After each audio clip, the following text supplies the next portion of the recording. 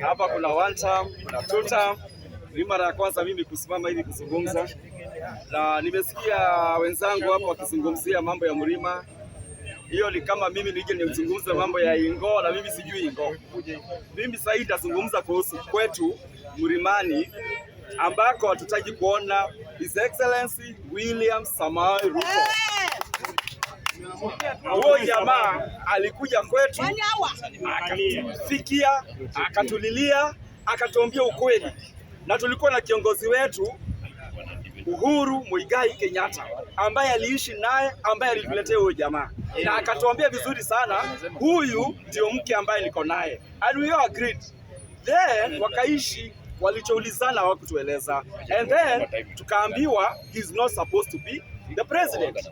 Lakini sisi hatukusikia na hatukutaka kujua. You know why? Kwa sababu watu wa mlima hawapendi betrayal. Sisi tuliona Ruto amekuwa betrayed, tuka fall for that. Lakini ukweli sio kuwa alikuwa betrayed, alikuwa ni sungura mjanja. The better thing, alionyesha makucha yake later, na sasa sisi tushamjua ni nani. Kwa Wajaluo hawamjui, hawajakaa na yeye.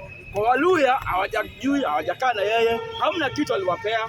Sisi tulipewa kila kitu. Kwetu alifika mpaka Mutura, alikuwa anajua kutengeneza. Lakini last minute akatuonyesha yeye ni nani. Sisi tukisema ni one term, tunamaanisha one term ya ukweli. Huko asanteni. Huko juzi kulikuwa na by election ya Olkalao. Mwanaume kama DP wetu Kindiki, tunamheshimu, ni kiongozi kwetu mlimani. Alikuja akasema vile atatutandika, knowing very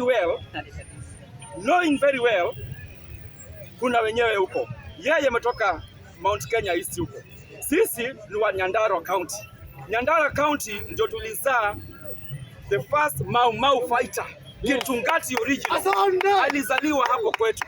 Then somebody anakuja mwenye hakuchaguliwa ni yeyote. Nani hapa alichagua Kindiki? Hakuna. Kama kuna mtu alichagua Kindiki ile mkono, hamna.